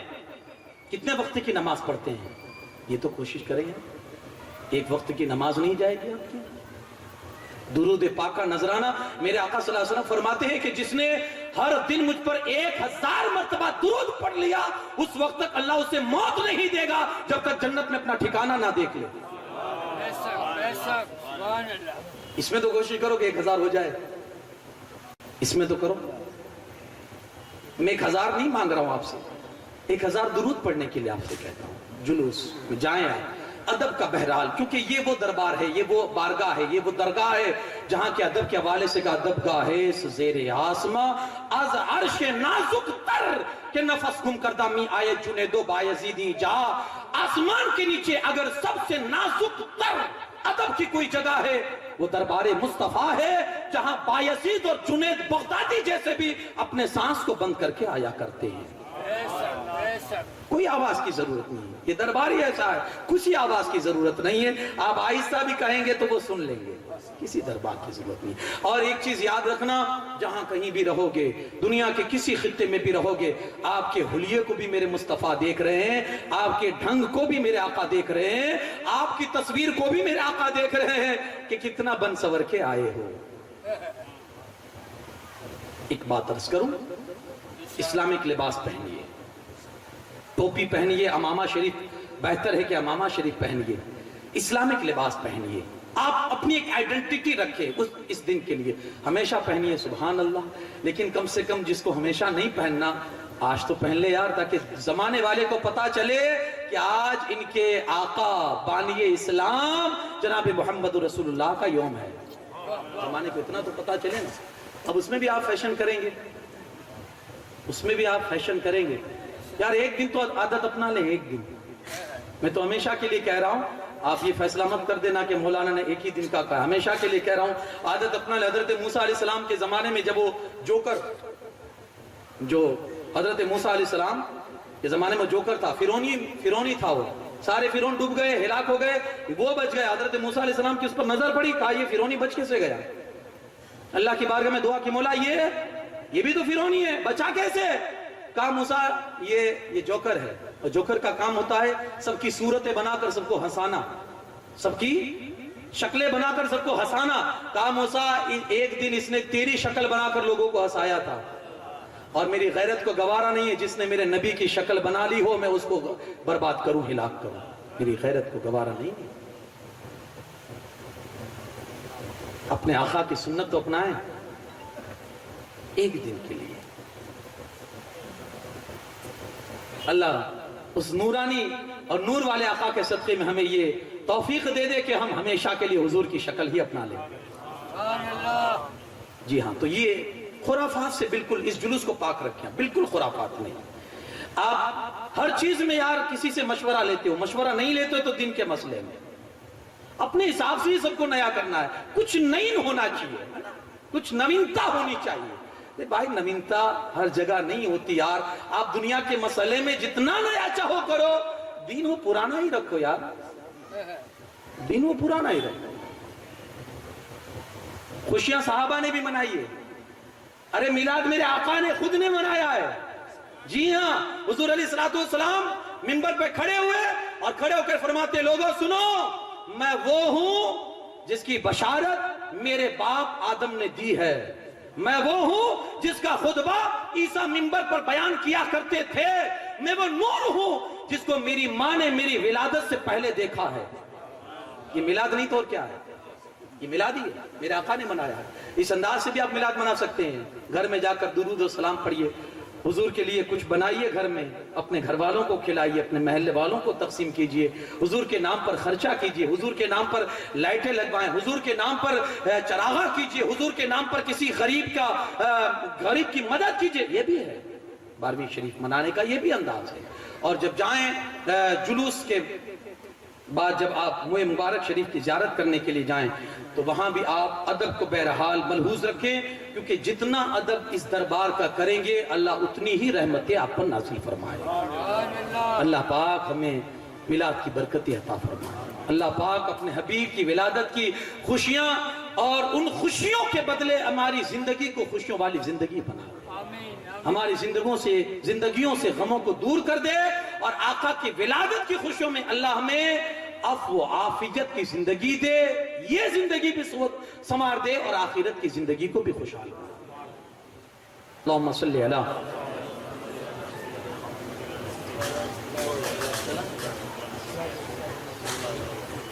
صلاۃ و سلام دائما علیک یا رسول اللہ صلی اللہ تعالی علیہ وسلم۔ ایک بار اور درود پاک پڑھ دیجئے، اللہ رب محمد صلی اللہ علیہ وسلم نحن عباد محمد صلی اللہ علیہ وسلم دائما ابدا ابدا۔ تو میں نے یہ عرض کیا کہ اس طرح سے آپ خوشیاں منائے، ہر لحاظ سے میرے آقا صلی اللہ تعالی علیہ وسلم کا جو حضور کی بارگاہ کا ادب ہے، جو جلوس کا ادب ہے، وہ آپ ایک پہچان رکھیں کسی بھی جلوس کی، آپ اس طرح سے بالکل بے ترتیب ہو کر نہ نکلے۔ میرے آقا صلی اللہ تعالی علیہ وسلم کی پوری زندگی آپ دیکھیں گے ایک ترتیب کے ساتھ ہے نا، بلکہ میں نے غالباً کسی تقریر میں عرض کیا تھا، میرے مصطفیٰ کریم صلی اللہ علیہ وسلم کی شان تو یہ ہے کہ فرماتے ہیں کہ حضور کو جو پسینہ بھی نکلتا تھا وہ بھی ترتیب کے ساتھ نکلا کرتا تھا۔ میرے نبی کے ہر طریقے میں ترتیب ہے، تو اب یہ جلوس میں ترتیب نہیں ہونی چاہیے، بڑی معذرت کے ساتھ جلوس کا احترام کریں۔ اب یہ آپ دیکھیں نا کہ اگر ہم کسی بھی چیز کا کوئی خرافات اگر امت میں ڈالتے ہیں، کوئی بھی خرافات، تو اس کے حوالے سے حدیث پاک میں اگر کوئی بدعت، وہ کام جو شریعت کو منظور نہیں ہے، شریعت کی نظر میں پسند نہیں ہے، اگر وہ کام ہم شروع کرتے ہیں کسی بھی طرح سے ہم شروع کرتے ہیں اور ہمارے بعد پھر وہ شریعت کی نظر میں جائز نہیں ہے، ہمارے بعد اگر لوگ اس پر عمل کرنا شروع کر دیتے ہیں تو کہا جاتا ہے کہ جب تک لوگ عمل کرتے رہیں گے سارے کرنے والوں کے برابر اس پہلے کرنے والے کو عذاب ہوتا رہے گا، اور جب تک کرتے رہیں گے تب تک ہوگا۔ کوئی بھی آپ کام کریں پہلے پوچھیں آپ شریعت کے دائرے میں کیسا ہے، شریعت کی نظر میں کیسا ہے، اور اس میں جب بات سرکار کی بارگاہ کی ہونا تو سب سے پہلے پوچھا کریں۔ بڑی عزت کے ساتھ صحابہ کرام، میں نے بارگاہ مصطفیٰ کے ادب کے حوالے سے عرض کیا تھا، بڑی عزت کے ساتھ صحابہ کرام یعنی اتنے حساس تھے کہ حضور کو کسی انداز سے کسی بھی طرح سے حضور علیہ السلام کو تکلیف نہیں ہونی چاہیے، کسی بھی طرح سے۔ بڑے حساس صحابہ اس مسئلے میں بڑے حساس تھے۔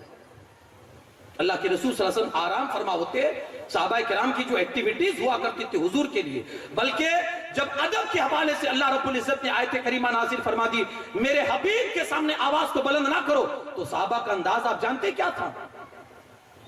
ہم پٹاخے پھوڑتے نہیں شرماتے؟ صحابہ کرام کہتے کہ ہم دروازے کو کھٹکھٹاتے تھے تو کیسے؟ ناخن سے۔ اب ناخن سے کوئی اگر دروازہ کھٹکھٹائے گا تو اس کی آواز کتنی دور تک جائے گی؟ ناخن سے اگر کوئی دروازہ کھٹکھٹائے آواز کتنی اندر جائے گی؟ صحابہ ڈرتے تھے، ناخنوں سے کھٹکھٹاتے تھے۔ ادب بارگاہ مصطفیٰ۔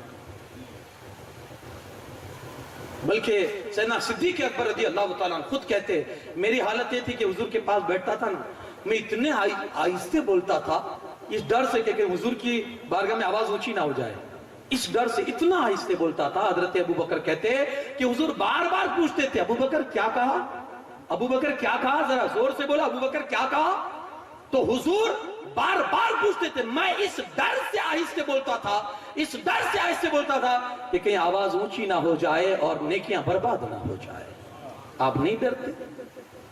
آپ کو ڈر نہیں کہ ہم اگر جلوس میں حضور کی بارگاہ میں اگر بے ادبی کریں گے کہ نیکیاں برباد نہ ہو جائے؟ یار وہاں آواز کرنے سے ڈرتے تھے، کوئی مسئلہ پوچھنے سے ڈرتے تھے، ہم پٹاخے پھوڑنے سے نہیں ڈرتے۔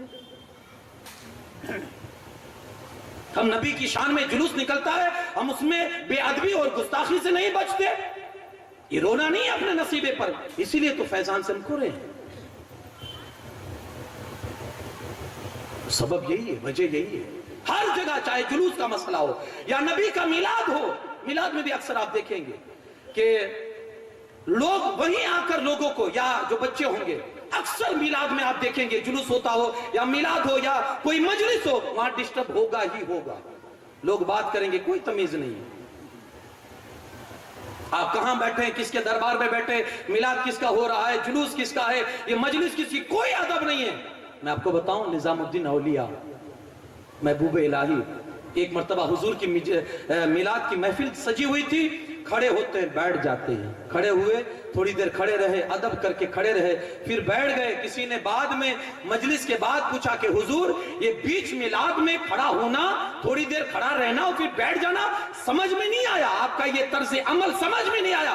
کہا تم کیا دیکھتے تھے؟ میں نے دیکھا کہ بیچ مجلس میں میرے آقا کی آمد ہوئی تھی، میرے آقا تشریف لائے تھے، حضور آئے تو میں ادباً کھڑا ہو گیا اور کھڑا ہو کر میں عزت میں کھڑا رہا، جب میرے آقا صلی اللہ علیہ وسلم تشریف لے گئے تب میں بیٹھا۔ آپ کو یقین نہیں ہے؟ آپ کو یقین نہیں کہ حضور تشریف لائیں گے؟ یار وہ محفل کیسی، وہ بارات کیسی کہ جس میں دولہا نہ ہو؟ جہاں باراتی ہوں گے تو دولہا تو ہوگا ہی، تو یہ سب سارے باراتی ہے، اور دلہا ہے کائنات کے مختار نبی صلی اللہ علیہ وسلم۔ آج تو وہ رات ہے کہ جن راتوں نے جو بھی خوشخبریاں پائی ہے اور جو بھی بشارتیں پائی ہے، اللہ رب العزت نے بہت ساری راتوں میں ایسی عظمتیں رکھی ہے کہ لیلۃ القدر کے حوالے سے وہ خود فرماتا ہے کہ لیلۃ القدر خیر من الف شہر، 1000 مہینوں سے یہ رات بہتر ہے، تو اس کی عظمتیں یہ ہے۔ لیکن میرے بھائیوں، لیلۃ القدر بھی اگر جس کے صدقے میں ملی ہے تو وہ عید میلاد النبی ہے، میرے آقا ہی کے صدقے میں ملی، تو خوشیاں تو منانی ہے، خوشیاں منائے۔ لیکن وہ انداز بھی رکھیں کہ جو میرے آقا صلی اللہ علیہ وسلم کا تھا. کسی غریب کا اگر آپ نے دل رکھ لیا, کسی غریب کے روتے چہرے کو اگر ہنسی دے دیا نا, تو یہ میلاد آپ کا بہت خوبصورت میلاد ہوگا. میرے آقا صلی اللہ علیہ وسلم کی عادت کریمہ تھی نا کہ جب عید کا دن ہوتا تھا تو حضور وہ یتیم بچے کا ہاتھ پکڑتے ہیں, گھر لے جاتے ہیں. لے جانے کے بعد حضرت عائشہ سے کہتے ہیں اس کو نہلاؤ, اس کو نئے کپڑے پہناؤ. جب وہ کپڑے پہن لیتا حضور فرماتے ہیں اس کو ناشتہ کراؤ. جب وہ ناشتہ کر لیتا اللہ کے رسول صلی اللہ علیہ وسلم اس کے چہرے پر خوشی دیکھتے اور حضور فرماتے گھبرا نہیں, تو یتیم نہیں ہے, کیا اس سے خوش نہیں ہے کہ تیرے بابا محمد الرسول اللہ ہے اور تیری ماں عائشہ صدیقہ ہے. وہ یتیم بھی کیا تھا جس کی یہ معراج ہوئی کہ بابا مصطفیٰ بنے, ماں عائشہ بنے. تو یہ بھی ایک حضور کا طرز عمل ہے کہ میلاد میں اور عید میں, عید میلاد النبی میں اس انداز سے بھی آپ خوشیاں منائیں کہ کسی دکھتے ہوئے دل والے کو کسی دکھ بھرے دل کی داستان سن لے, کیونکہ یہ میرے آقا کی سنت مبارکہ ہے. مدینہ میں ایک پاگل عورت تھی, لوگ اس کو دیکھ کر گلیاں چینج کر دیتے تھے. آج بھی کچھ ایسے لوگ ہیں, وہ سامنے سے آتے ہیں نا تو لوگ راستے بدل لیتے ہیں, یا اللہ آ رہا ہے, راستے بدل لیتے ہیں. ایسا بھی اپنے آپ کو مت بنائیے کہ لوگ راستے بدلنے پر مجبور ہو جائیں. آسان بنائیے اپنے آپ کو, بات اتنی ہی کرے جتنا مقصد ہو. جی ہاں, بہت جب بولتے ہیں نا تو لوگ اکتا جاتے ہیں. میرے آقا کی یہ سنت مبارکہ تھی اور اللہ نے یہ اعزاز بخشا تھا حضور کو کہ بولتے کم تھے لیکن مطلب بہت زیادہ ہو جاتے تھے. حضور مختصر بولتے تھے لیکن آپ کے کلام میں اتنی جامعیت ہوتی تھی کہ جب تشریح کرنے پر آئے نا تو خزانے بھر جاتے تھے. تو یہ مدینہ میں وہ عورت تھی پاگل, کوئی نہیں سنتا تھا اس کی. لوگ کہتے کہ اگر یہ پکڑ لے گی تو پھر جانا مشکل کر دے گی. لوگ بھاگتے تھے اس سے. ایک دن آئی اور حضور علیہ السلام مسجد نبی میں تشریف فرما تھے. اس نے اشارہ کر کے حضور کو بلایا تھا. ایک صحابی باہر نکلے, کیا ہے؟ کہا ان سے کام ہے, آپ سے نہیں. حضور دیکھ رہے صحابہ, وہ صحابی گئے حضور علیہ السلام کی بارگاہ میں, یا رسول اللہ صلی اللہ علیہ وسلم, وہ آپ کو بلا رہی ہے کسی کام سے, لیکن حضور مت جائیے, کہہ دیجئے کہ ابھی میں مصروف ہوں, آپ کی ذمہ داری ہے. حضور فرماتی کیوں؟ کہا حضور وہ جب بات کرتی ہے تو بڑا سمے لے لیتی ہے, بڑا وقت لے لیتی ہے, چھوڑتی ہی نہیں ہے. حضور علیہ السلام اٹھے اور گئے اس کے پاس. دھوپ میں لے جا کر اس نے حضور کو کھڑا رکھا صلی اللہ علیہ وسلم اور کہتی ہے اپنے دکھڑے سنانا اس نے شروع کر دی. اپنے دکھڑے سنانا شروع کر دیے. میرے آقا سن رہے, وہ سنا رہی ہے, میرے آقا سن رہے, وہ سنا رہی ہے. یہاں تک کہ کافی وقت گزر گیا اور اتنا وقت گزر گیا صحابہ کرام اونچے نیچے ہونے لگے. یار یہ کب جائے گی, یار یہ کب, حضور کو اشارہ کرنے لگے, یا رسول اللہ صلی اللہ علیہ وسلم اسے جلدی سے رخصت کر دیجیے, وہ پاگل ہے, اس کا ذہنی توازن صحیح نہیں ہے, اس کو دماغی تکلیف ہے, حضور اس کو جانے دیجیے, آپ اس کو اجازت دیجیے. لیکن جب تک وہ خود سے گئی نہیں, میرے آقا نے اسے کہا نہیں, سنتے رہے, دکھڑے سنتے رہے, وہ سناتی رہی. جب سب کچھ سنا چکی اور جانے لگی, میرے آقا صلی اللہ علیہ وسلم فرماتے سن لے مائی, جب دکھڑے زیادہ ہو جائے نا چلے آنا میرے دربار میں, سنا دیا کرنا. جب دکھڑے زیادہ ہو جائے چلے آنا اور سنا دینا میرے دربار میں آ کر. اللہ اکبر. حضور علیہ السلام واپس صحابہ میں تشریف لائے. حضور وہ پاگل ہے, جب وہ آتی ہے کسی کو پکڑ لیتی ہے, ہم تو راستے بدل دیتے ہیں جب اس کو دیکھتے تو. آپ اتنی دیر دھوپ میں کھڑے رہے. اللہ کے رسول صلی اللہ علیہ وسلم فرماتے ہیں جب سب اس کو اس طرح دھتکار دیں گے تو اس کی دکھ بھری داستان سنے گا کون؟ سونے ایک تو ہی تو ہے جو سب کے دکھ سنتا ہے اور سب کا مداوا بنتا ہے. میرے آقا کی شان. حضور علیہ السلام فرماتے ہیں میرے بھائیوں ولادت کی خوشی منائیے. آج یہ ہم تو کہتے ہیں کہ زندگی ہمارے لیے کم ہے کہ ہم مناتے رہیں, پھر بھی ہماری زندگی مختصر ہے, ورنہ اس کی خوشی کے تو جو اس کی میلاد کی جو خوشیاں کبھی پوری ہو ہی نہیں سکتی ہے. حضور فرماتے ہیں اللہ نے ہر نبی کو 2 دعا ایسی دی ہے کہ جو قطعی طور پر اللہ قبول فرمائے, قطعی طور پر اللہ قبول ہی فرمائے گا. 2 دعا ہر نبی کو اللہ نے عطا فرمائی, لیکن حضور فرماتے ہر نبی نے اس کو استعمال کر لی دنیا ہی میں, ہر نبی نے اپیوگ کر لی. وہ دعا جو قطعی طور پر قبول ہونے والی تھی, صحابہ حضور فرماتے ہیں سب نے وہ مانگ لی. حضور فرماتے ہیں میں نے بچا کے رکھی ہے حشر کے میدان کے لیے. میں نے بچا کے کس لیے؟ حضور فرماتے ہیں جب بات آئے گی میرے امتیوں کی شفاعت کی تو وہی دعا استعمال کروں گا اور ایک ایک امتی کو بخشوا کر جنت میں پہنچاؤں گا. یہ میرے آقا ہے.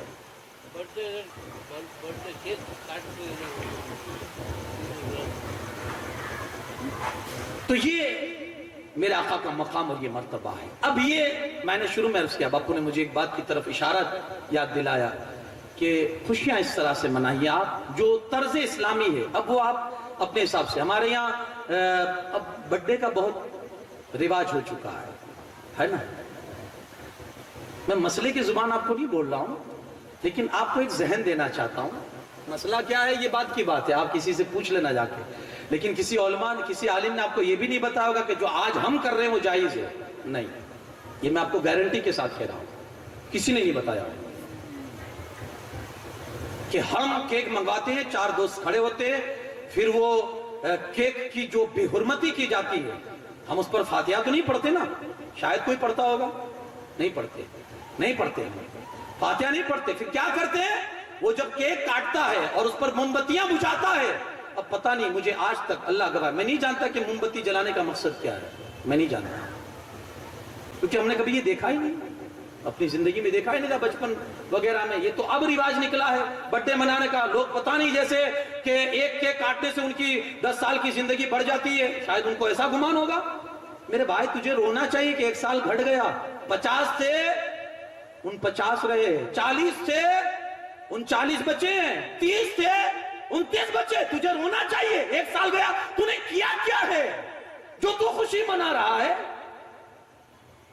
ہاں، خوشی تو اس کی ہونی چاہیے جس نے آ کر سارے اندھیروں کو دور کر دیا، لیکن وہ بھی شریعت کے دائرے میں ہونی چاہیے. آپ کو بہت برتھ ڈے منانے کا شوق ہے نا، میں آپ کو بتاتا ہوں کیسے برتھ ڈے منایا جائے. اس میں تو سراسر اللہ کی روزی کی بے حرمتی ہوتی ہے کہ آپ کیک کو، آپ اس کو اٹھاتے ہو کریم کو اور اپنے دوستوں کے چہرے پر ملتے ہو. میں کہتا ہوں یہ بے حرمتی نہیں ہے. اللہ کے رسول صلی اللہ علیہ وسلم گھر میں تشریف لائے اور حضور نے دیکھا کہ ایک روٹی کا ٹکڑا پڑا ہے. میرے آقا نے اٹھایا اور اس کو صاف کر کے بھگو کر کھا گئے. اور اس گھر میں جو آپ کی بیوی محترمہ تھی اس سے فرماتے ہیں، شاید حضرت ام سلمہ یا حضرت عائشہ تھی، کہ عائشہ یہ اللہ کی روزی ہے، اس کی عزت کرو. جس گھر سے یہ منہ پھیر کے چلی گئی ہے واپس اس گھر میں کبھی نہیں آئی. یا بے حرمتی نہیں کرتے؟ یہ غذا نہیں ہے، کھانے کی چیز نہیں ہے. آپ اس کو لٹاتے ہو، آپ اس کو بہاتے ہو، اس کو پھینکتے ہو، آپ اس کے ساتھ مذاق کرتے ہو. یہ کہتے ہو یہ برتھ ڈے، یہ خوشی منانے کا کوئی طرز ہے، کوئی ڈھنگ ہے؟ برتھ ڈے منانا ہے، میں آپ کو بتاتا ہوں کیسے منانا ہے. اللہ کے رسول صلی اللہ علیہ وسلم ہر سوموار کا روزہ رکھتے تھے. کہو سبحان اللہ. حضور کی یہ سنت بھی عمل کریں گے، میٹھی موٹی سنتیں سب عمل کر رہے ہیں، ہے نا. حضور ہر سوموار کا روزہ رکھتے تھے. کسی نے پوچھا یا رسول اللہ صلی اللہ علیہ وسلم یہ ہر سوموار کے دن آپ کو روزہ رکھتے ہوئے دیکھتے ہیں؟ حضور فرماتے ہیں ہاں، اس دن اللہ نے مجھے پیدا فرمایا ہے، میں اپنا برتھ ڈے مناتا ہوں. جی ہاں، ایسے رکھیے نا آپ کا برتھ ڈے. جی ہاں، اللہ کے شکر میں روزہ تو رکھیے. کسی غریب کو کھلایا آپ نے؟ آپ تو سوڈا بوڑ کے اڑاتے ہیں، آپ پٹاخے بوڑتے ہیں. یہ تہذیب کہاں سے آئی آپ کے پاس؟ یہ تہذیب مغرب سے آئی ہے. اور مغرب کا حال یہ ہے کہ سورج ہر طرف ہر روز روزانہ سورج ڈوبتا کہاں ہے؟ مغرب میں. جاتے جاتے کہتا ہے میرے بھائی ادھر مت آئے گا میری طرح ڈوب جائے گا.